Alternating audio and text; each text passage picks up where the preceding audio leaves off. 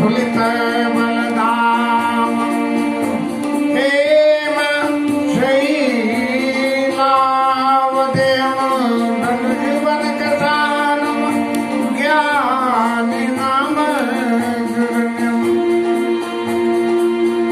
सकलगुणनिधानं नारायणमनीचं रघुपतिप्रियभक्तं पातु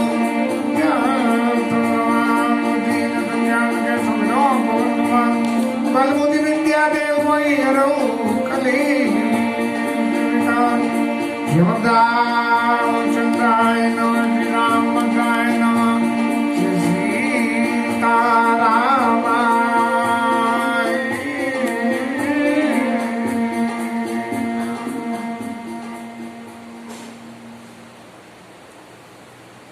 सब मंचन ते मांचायका सुंदर विशद विशाल मुनि समेत दो बंधुता बैठा रे मैं बाल। कल के विश्राम में ठाकुर जी को जनक जी महाराज ने बड़े सुंदर मंच पे और विश्वामित्री के संग दोनों भाइयों को स्थान दिया है। अब इसके आगे की कथा आज शुरू होती है। अब तक जितने लोग भी राजा लोग आए हैं सब लोगों ने अपनी अपनी रुचि के अनुसार भगवान के दर्शन करे हैं। जिनमें दुष्ट लोगों ने विराट स्वरूप के, घर वालों ने शिशु संप्रीत के और पुरवासियों ने नरभूषण लोचन सुखदाई कि आंखों की शोभाएं कि इन्हें देखने से आंखों की ज्योति बढ़ जाती है। अब बात बाकी जो इन सब लीलाओं के बाद में जो राजा बच गए उन सब की क्या स्थिति हो रही है कि किसी ने भगवान को भगवान के रूप में देखा और भगवान के रूप में देखने के बाद उनकी क्या भावना हुई, ऐसे वर्णन को आगे गोस्वामी जी लिखते हैं।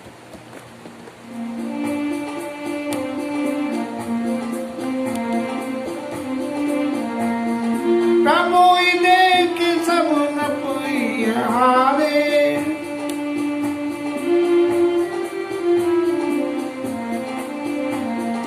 जनुड़ा के उदय पारे हे अचु प्रतीत सबके मन माई राम जब कौरव सक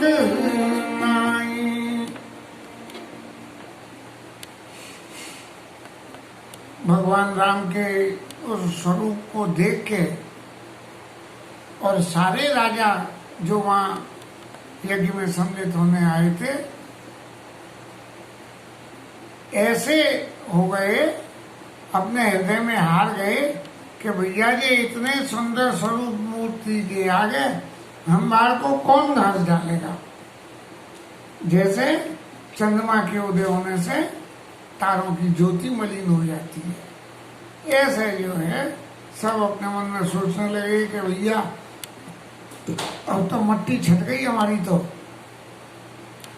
लेकिन फिर इन सबके मन में एक बात और नई पैदा होके आई कि भैया ये तो धनुष यज्ञ है, इसमें तो जो धनुष तोड़ेगा ब्याह तो उससे होगा, ब्याह कोई रूप से थोड़ी होगा कि भाई बहुत सुंदर है इसलिए ब्याह कर दो। ब्याह रूप से नहीं होगा, ब्याह होगा धनुष तोड़ने पे। अस प्रतीत सबके मन माई और राम चाप तोड़ब सकुनाई। और फिर जब मन में ये निश्चय हो गया कि राम चाप तोड़ब सकुनाई कि ये तो ताप चार इतने छोटे बालक इतने सुंदर इतने कोमल ये धनुष को कैसे तोड़ देंगे। और ये सोचते ही सोचते फिर एक विकल्प ध्यान में आया, तो क्या होगा कि बिन भंजे धनुष तोड़ने से तो ब्याह होगा, लेकिन इनका स्वरूप इतना सुंदर है कि धनुष तोड़ने की भी जरूरत नहीं है। सबके मन में जो अपने अंदर संशय का धनुष है वो टूट गया। क्या कि बिन भंजे बहु धनुष विशाला और मैली सी राम उर्माला। बिना शंकर जी के धनुष को तोड़े हुए, और सीता जी खुद ही कह रही कि भैया मुझे तो इनसे ही ब्याह करना है, धनुष टूटे या ना टूटे, ब्याह तो मेरा ही होना है। और ब्याह करने के लिए क्या करना क्या नहीं करना ये तो मेरी इच्छा के ऊपर निर्भर है। कि धनुष टूट जाए फिर भी मुझे दोष दिख जाए तो मैं माला डालूं कि नहीं डालूं। तो बिनु भंजे भव धनुष विशाला मैली सी राम माला। और फिर जो लोग अस प्रतीत सबके मन माई राम चाप तोड़ नहीं, तो ऐसे जो मन से हारे हुए राजा थे क्या कहने लगे, अस विचारे गबनो घर बहाई, यश प्रताप बल तेज गमाई। ऐसा विचार के महाराज सब अपने अपने घरों को जाओ और ये समझ लो कि तुम्हारा रूप तेज बल इनके आगे सब हेठा है, इसीलिए कोई फायदा नहीं है यहाँ रह के। धनुष जब तुम पर टूटेगा ही नहीं है, ब्याह तुम्हारा होना ही नहीं है, तो काय को अपनी हंसी कराते हो। और ये ऐसी भाषा को देख के विहि से अपर भूप सुनिमानी, जे अविवेक अंध अभिमानी। वो राजा जो अविवेकी थे, जिन्हें भगवान के स्वरूप का कोई ज्ञान होने लायक ही नहीं था, अविवेक अंध अभिमानी। और जो अभिमानी थे और सब कुछ आंखें होते हुए भी अंधे थे, अविवेक में अंधे हो गए थे। से अपर भूप सुनिमानी, जे अविवेक अंध अभिमानी। तोरे धनुष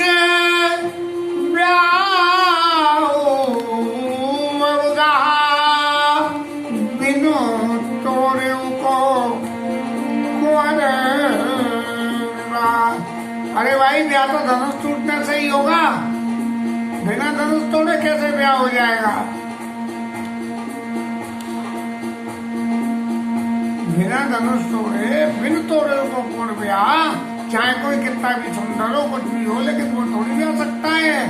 एक बार कालो कि न होई सियत समर, जितब हम सोई। अरे हम इतने वीर हैं कि सीता के लिए तो हम एक बार काल से लड़ाई लड़ मरेंगे। या सुनिया परमई पर मुस्काने, धर्मशील हरि भगत सयाने। अब जो बात बाकी राजा धर्मशील थे, भगवान के भक्त थे, वो हंसने लगे कि देखो इन लोगों का विवेक तो देखो। अरे ये प्रत्यक्ष भगवान है और इनके आगे जो है काल को जीतने की बात खुद कहते हैं। काल जिसकी इच्छा पे चलता है जो उसे जीतने की बात कहते हैं। तो वो कहने लगे सी राम गर्भ दूर कर नपन के, जीत को सत्य संग्राम दशरथ के रणबाकुरे। अरे ये लड़ने में बहुत तेज है, इसलिए इनसे लड़ने की तो बात सोचो ही मत ही। और यही सीता जी से विवाह करेंगे और तुम्हारे सबके घरों का नाश हो जाएगा। व्यर्थ मरो जनिगाल बजाई, मन मोदकन की उताई। अरे काय को फालतू में गाल मार रहे हो, अपनी बड़ाइयां कर रहे हो। मन के लड्डू खाने से क्या कभी भूख मिट जाती है। सिख हमारे सुन परम विनीता, जगदम्बा ज्ञानो जी सीता। हमारी सीख को मान लो और इनको जगत की माता जगदम्बा मान के सीता जी को और भगवान राम को जगत पिता रघुपति विचारी, बड़ी लोचन छवि ले न्यारी। भगवान राम को जगत के पिता जान के और इन दोनों की विलमा छवि का दर्शन अपने नेत्रों में को भर के दर्शन करो। सुंदर सुखद सकल गुण राशि, हे दो बंधु संदूरवासी। शंकर जी के हृदय में वास करने वाले ये दोनों भाई हैं, सुंदर है, सुख देने वाले और सारे गुणों की खान है। सुधा समुद्र समीप बिहाई, मग जल निरखि मनोकत धार। अरे ऐसे रूप सुधा के समुद्र के पास में बैठे हुए हो, फिर भी आप तो जो है मत तृष्णा के जल को देख के भागना चाह रहे हो, ये कोई समझदारी की बात नहीं है। फिर भी जो हमारी समझ में आई न करे करऊ जाई जाका जोई भावा, हम तो आज जन्म बल पावा। जिसे जो भी अच्छा लगे वो करो, हमने तो जन्म का फल आज पा दिया। कही भले रूप अनुरागे, रूप अनूप विलोकन लाए। भले राजा लोग थे, वो ऐसा देख के और भगवान राम के स्वरूप का दर्शन करने लगे।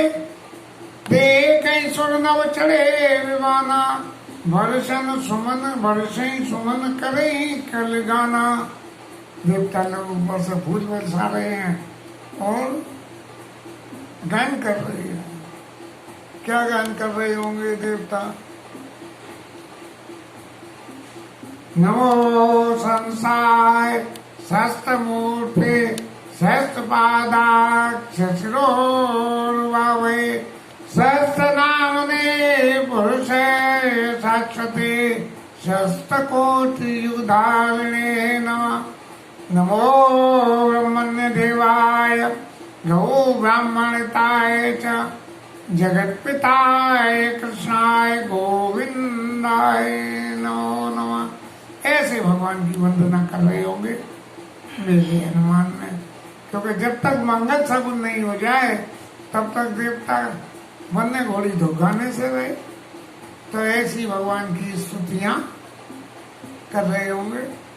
और उसी समय जब ऐसी स्थिति जनक जी ने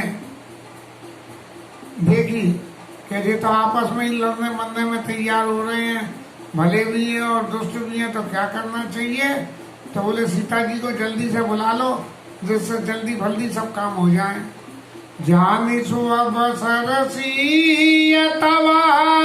पठई जनक बुलाए, चतुर सखी सुंदर सकल फादर चली लवाई।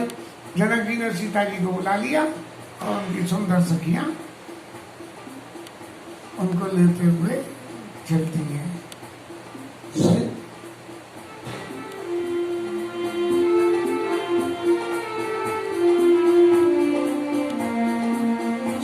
शोभा नहीं जाय बखानी, जगदम्बिका रूप गुरुगानी। उपमा सकल मोहि लघु लागी, प्राकृत नारी अंग अनुरागी। सियवर्णीय दई उपमा दई कुकवि कहाई, अयच को लेई जो पट तरियती समसिया, तो असजूत का कमनिया। सीता जी की शोभा को बखान नहीं कर सकते हैं, क्योंकि वे जगत माता हैं और रूप की खान है। लेकिन उनको उनके दर्शन करके गोस्वामी जी कहते हैं मुझे तो सारी उपमाएं झूठी लग गई, क्योंकि प्राकृत नार अंग अनुरागी, प्रकृति ब्रह्मा की सृष्टि में जो स्त्री शरीर है, नारी शरीर है, उसको देखते हुए सीता जी की शोभा तो ऐसी है कि जो किसी भी रूप में उनसे तुलना नहीं करी जाती है। ऐसे में प्राकृत नार के हिसाब से सीता जी की उपमा देके अपने आप को, अरे तो मूर्ख कवि है, ऐसे अलंकार को कौन सुनना चाहेगा। जो पट तरियती समसिया, तो ज्योत कहाँ कमनिया। यदि फिर भी मन नहीं माने और हमें किसी दूसरी से तुलना करनी हो, तो ऐसी दूसरी स्त्री कहाँ है? कैसा कि गिरा मुखर तन अरद भवानी, भवानी तो आदि है।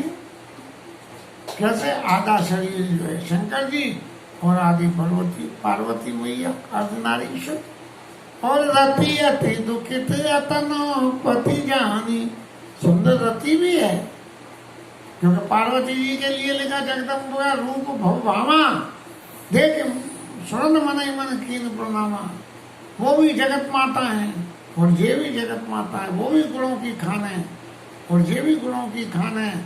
और रति अति दुखित अतनो पति जहानी, तो शरीर नहीं है इसलिए रति सुंदर है वो भी। और बिचुबार रुनी बंधु प्रिया जय, और कई रमा समकी में भेदे। और लक्ष्मी मैया का तो भैया भी है, तो सीता जी को कैसे लक्ष्मी के बराबर कह दे। जो छवि सुधा पयो निधि होई, छवि का कोई समुद्र सुंदरता का, परम रूप में एक कच्छप सोई, और बहुत ही सुंदर एक कछुआ हो। ये समुद्र मंथन हुआ था ना, ऐसे ही उस रूप के समुद्र का रूप में कछुए की पीठ पे शोभा रज, शोभा की रस्सी और श्रृंगार का मंडल, मंदराचल पर्वत, माने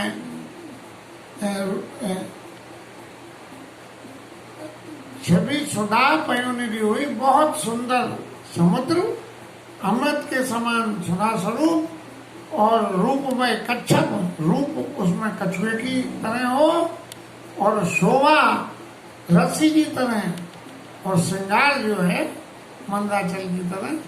मथे पान पंकज निज मारू, और जब उसे अपने हाथ से उसका मथन करा जाए, उससे जो लक्ष्मी उत्पन्न हुई थी, जिस वक्त समुद्र मंथन हुआ था उस वक्त लक्ष्मी जी की भी शोभा अनंत थी, लेकिन उस अनंत को इस अनंत की तुलना में भी हल्का कर दिया गोस्वामी जी ने, और ये कहा कि इतनी सब चीज सुंदर हो, और सब चीज सुंदर होकर जब सुंदरता के उस समुद्र का मंथन किया जाएगा, तो वेद उपजय रूप जब उपजय लक्ष्य जब सुंदरता सुखमूल, तब उस वक्त उस रूप के समुद्र को मथने से जो लक्ष्मी निकलेगी, सुंदरता की लक्ष्मी निकलेगी, उसकी तुलना जब सीता जी से हम करने जाएंगे, तो तदपि सकोच समेत कभी कहीं जीव पंचूल, तब भी कभी उनको जो है सीता जी की तुलना में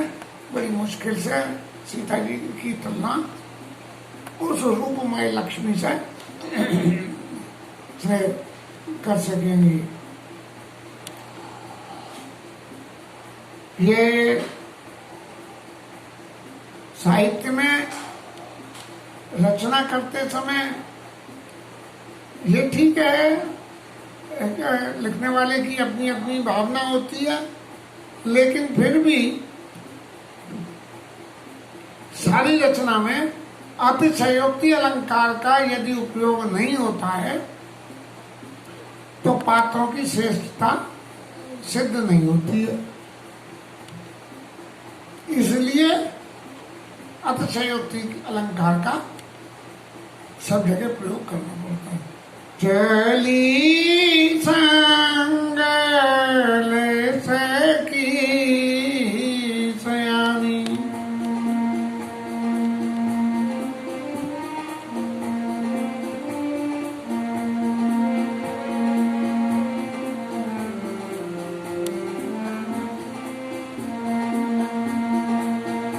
चली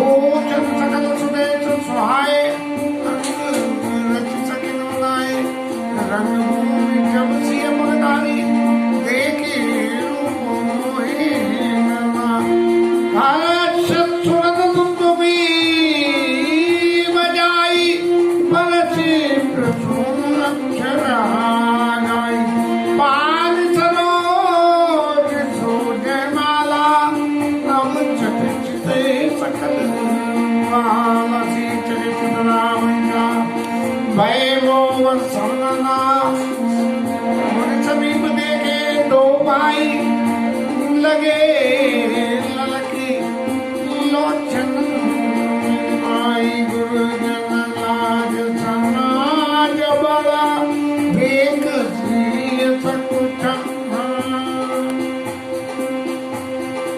लगी बिलोकन सके न तन रघुवीर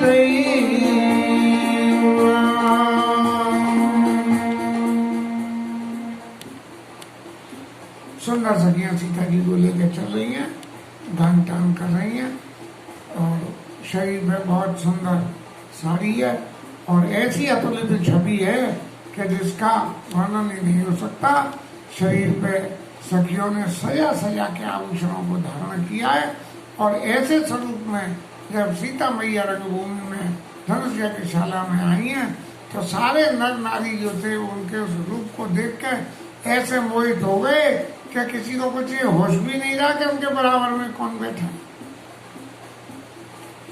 और ऐसा ऊपर से जब देवता देख रहे थे तो उनकी तो खुशी का ठिकाना ही नहीं दिया कि अब तो वो घड़ी आ गई जब हमारे दुखों का अंत हो सकता है।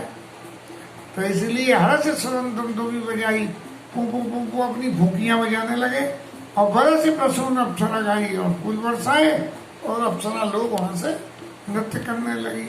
उनका तो काम ये कि अपना उल्लू सीधा करने के लिए नाचो गाओ बजाओ, देवताओं का और माया ही क्या है कि हमारा अर्थ सिद्ध होना चाहिए। बड़े से प्रसून अप्सरा गाई और पानी सरोज सो जयमाला, कमल के समान मधुर हाथों में जयमाला है उनके, अवचत चिते सकल वाला, हाथ में जयमाला लेके और चारों तरफ पूरी रंगभूमि में ऐसे निगाह फेरी जैसे परशुराम जी आए थे जब उनने क्रोध में फेरी थी और सीए चकित चित राम ही चाहा।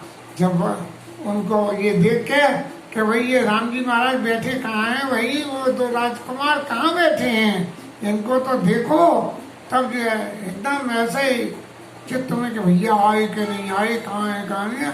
भाई वो बस सब नहा जैसे ही राम जी को देखा और देख के जैसे ही उनके नेत्र से नेत्र जाके मिले हैं तो उनको देख के भाई मोहब्बत सब नहा, सबरे राजाओं को ऐसा लगने लगा कि अरे ये तो हमें ही देख रही है। ऐसे मोह के वशीभूत हो गए, देख रही तो राम जी को थी लेकिन वो समझी तो हमें ही देख रही है।